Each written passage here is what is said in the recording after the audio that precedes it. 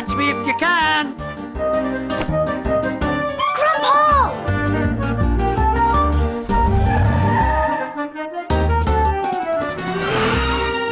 No! Be careful!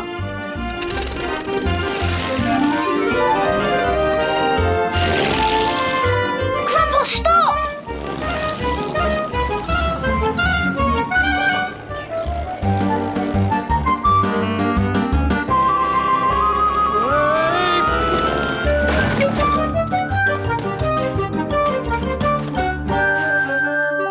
Grandpa in my pocket!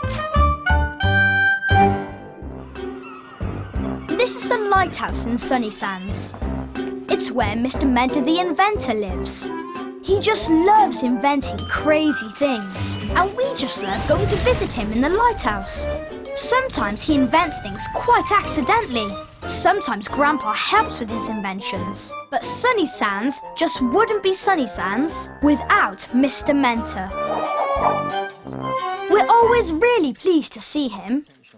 One morning, while I was helping Dad, he burst into the garden. I've got some spectacular news. Mr. Mentor invents words as well. Really? What? My very good friend, Mr. Greator the Creator, has come to Sunnysands. He's one of the most remarkable inventors in the universe. He sounds amazing. I'd love to meet him. Well, he's staying with me at the lighthouse, so you can come and meet him now, this very minute. Yes, this was the day we all got to meet Mr. Greator, the Creator. Mr. Greator is very big and very jolly. And he likes everything to be big. Especially his inventions. Like this. His super-sized sausage squeezer. That makes him extra jolly. Can I come? I'd love to meet Mr. Greator the Creator. Grandpa, you'd never manage the lighthouse stairs. Never mind, I'm sure you'll meet him very soon. I'm sure I will. Sooner than you expect. I knew what Grandpa was thinking. I'm going to meet Mr. Greator the Creator, stairs or no stairs. Not a shrinking gap, Grandpa. Catch me if you can!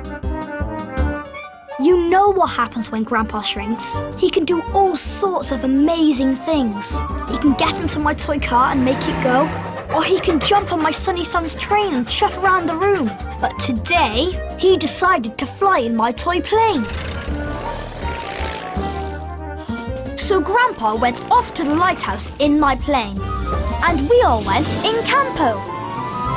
In fact, Grandpa was flying so fast, he got there first.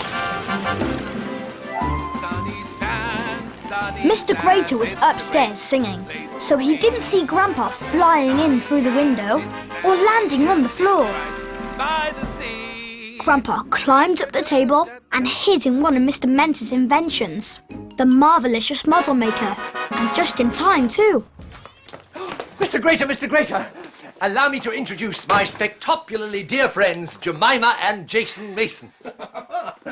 Oh, you're rather small, aren't you?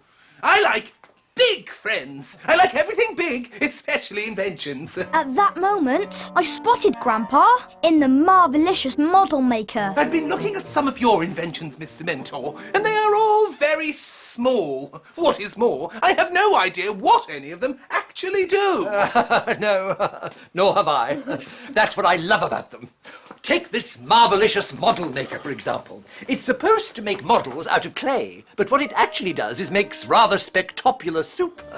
You see, the clay goes in here. Mr. Greator was very interested in the Model Maker, but I was worried when he stuck his hand inside. Would he find Grandpa? Ouch! Oh, something nipped me. What have you got in there? Well, just modelling clay. It was probably a bug that got into the machine. Here. I'll take a look. And what is this ridiculous contraption? It's my automatic aerostatic. One of my most brilioso inventions ever, if I say so myself. Well, show me how it works. Small girl, sit there.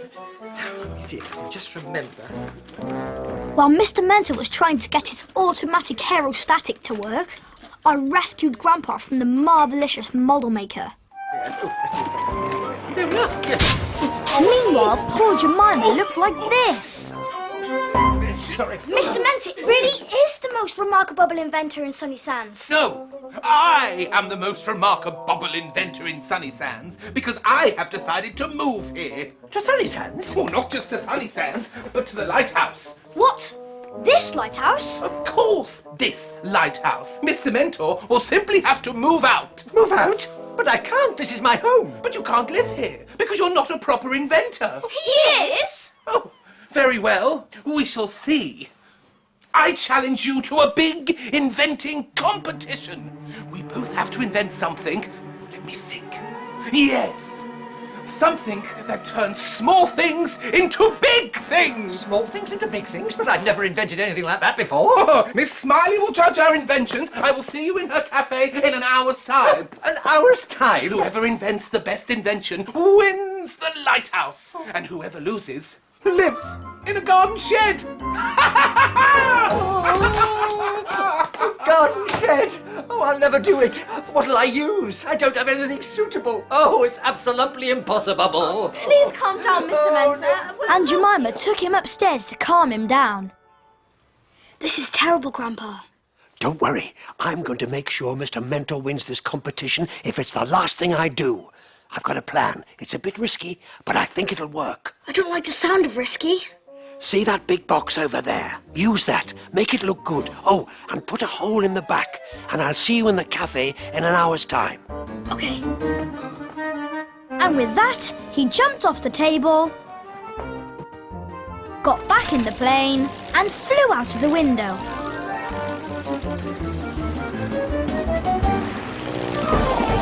At the cafe, Mr. Greator had taken no time at all to invent his invention, a supersonic supersizer. I'm impressed, Mr. Greator. So am I. Very impressed. Luckily, everyone was so busy being impressed that they didn't see Grandpa running in. And then we all turned up. So this is all you could come up with? Just a cardboard box? It's not just a cardboard box. This is Mr. Mentor's Mega Magic Magnifier. Well, everyone was asking Mr. Mentor questions about his Mega Magic Magnifier, and Mr. Greator was laughing at it. I put the box down. Grandpa wanted me to turn it round, so the hole was at the back. Perfect. Then he told me the rest of the plan. This is what we're going to do.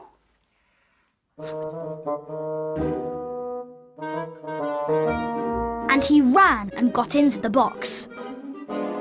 Ladies and gentlemen, allow me to show you my supersonic supersizer. This amazingly brilliant invention can turn small things into big things. Gather round, everyone. So, Mr. Greator took a small Sunnysands cupcake and put it into his supersonic supersizer. He closed the door, pulled a lever, and out came...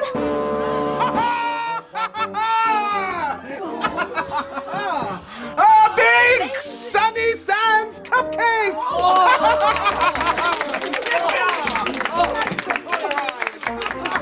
That is wonderful. Yes. The most wonderful invention I've ever seen. Of course. Oh, Mr. Greator, you are the winner.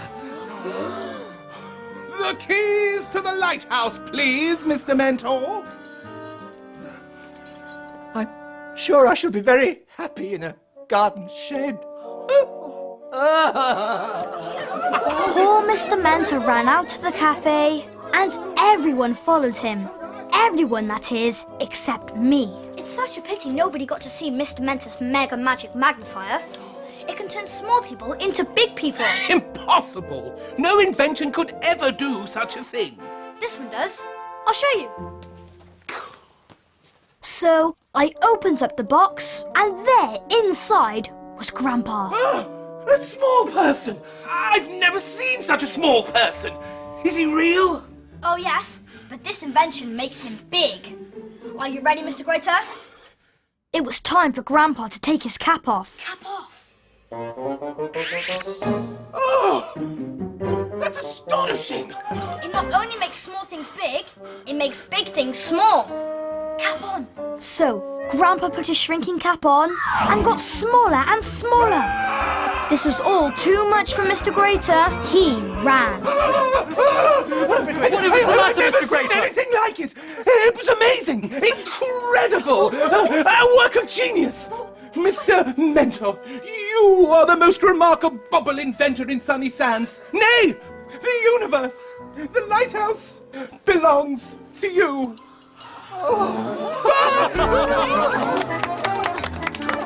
What happened, Jason? Oh, I just showed Mr. Greator Mr. Mentor's Mega Magic Magnifier. He was really impressed. But I don't understand. It's really no more than a cardboard box.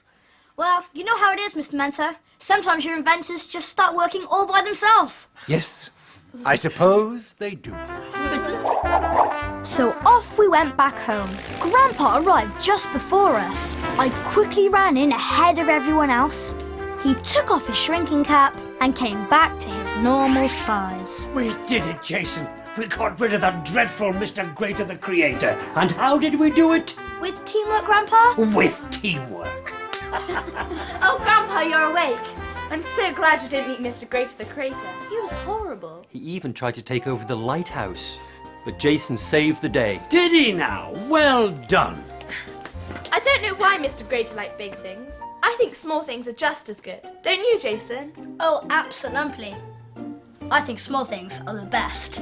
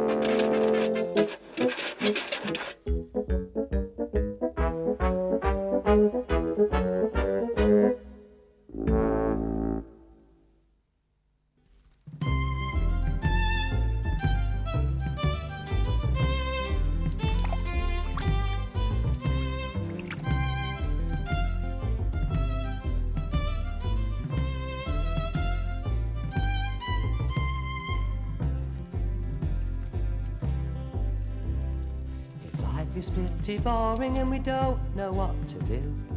What's the betting? Someone says it must be time for you to go to bed and brush your teeth and don't forget the light. That's the time we shut the door and start a pillow fight. We're fighting in the bedroom, we're fighting in the hall. We know we're being naughty, but we don't care at all. We know it's monkey business, we know it isn't done. But listen to the laughter, and aren't we having fun? It's monkey business.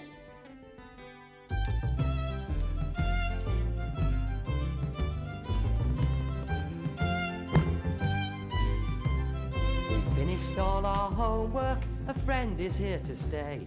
We're looking in the cupboard for the games we're meant to play. We want to go outside to try to fly the kite, but it's raining, so it must be time to start a pillow fight. We're swinging at the spiders, we're trying to squash the flies.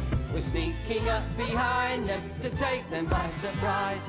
We know it's monkey business, we know it isn't done. But listen to the laughter, and aren't we having fun? It's monkey business.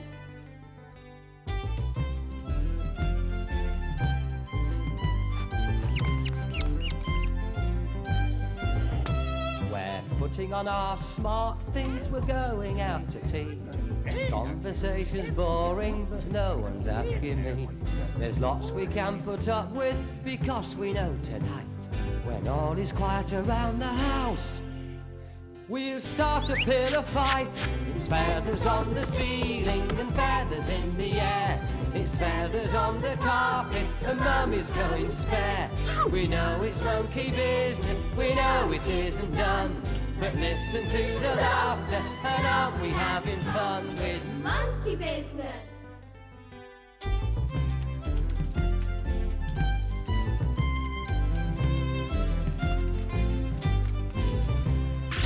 Mummy's in the garden, Daddy's gone to town. We've been left in charge with no one else around. We said we won't be naughty, but there again we might.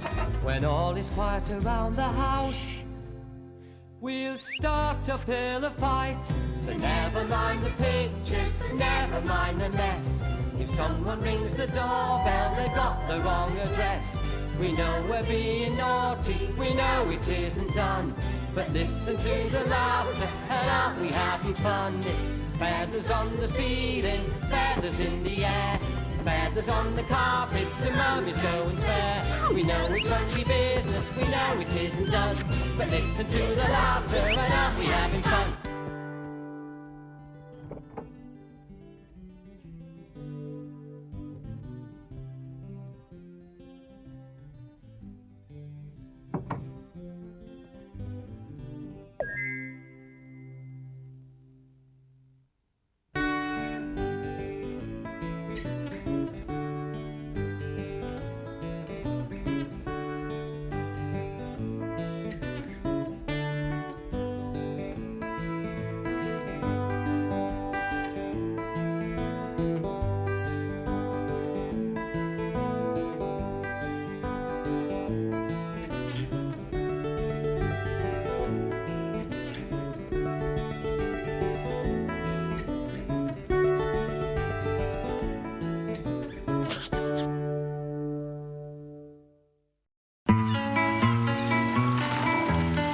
This way to the sea, this way, and you're on the shore where the silver boats come and go. You'll find ebb and flow.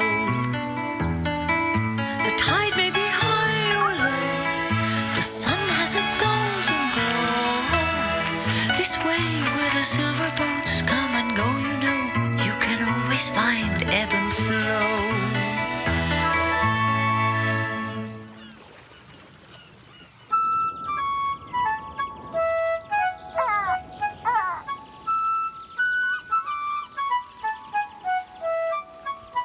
Ebb and Bird were hungry. Wait, that's better.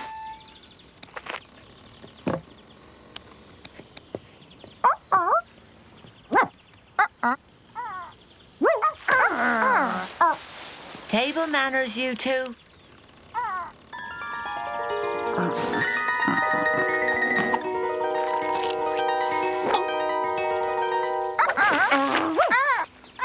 It's only an old gull, sillies. Finished your breakfast? That was quick.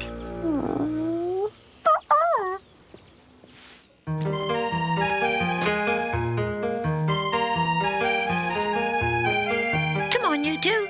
Picnic on the beach. Ebb and Bird were hungry.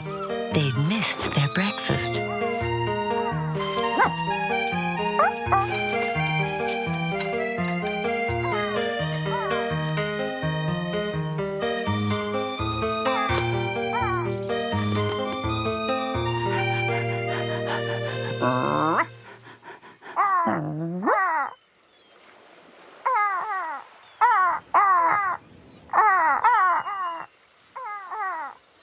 It's too early to eat. Let's go and find some crabs, Bird. You stay and guard the food, Ebb.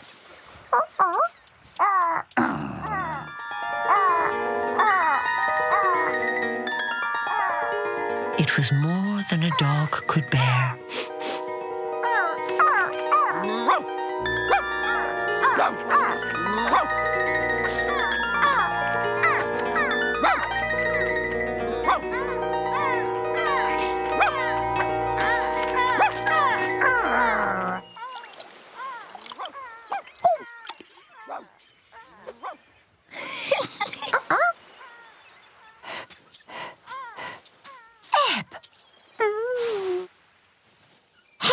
you. Really, Ebb, I'm surprised at you. Go away. Go on.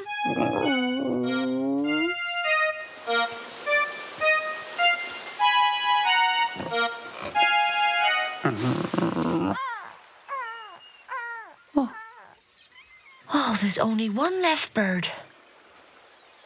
So we'll share it, shall we? Half each.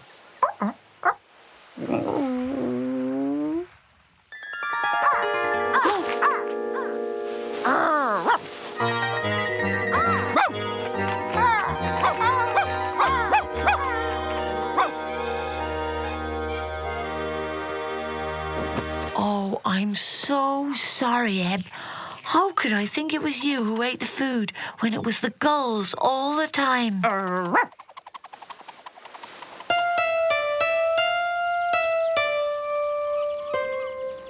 Wait, that's better.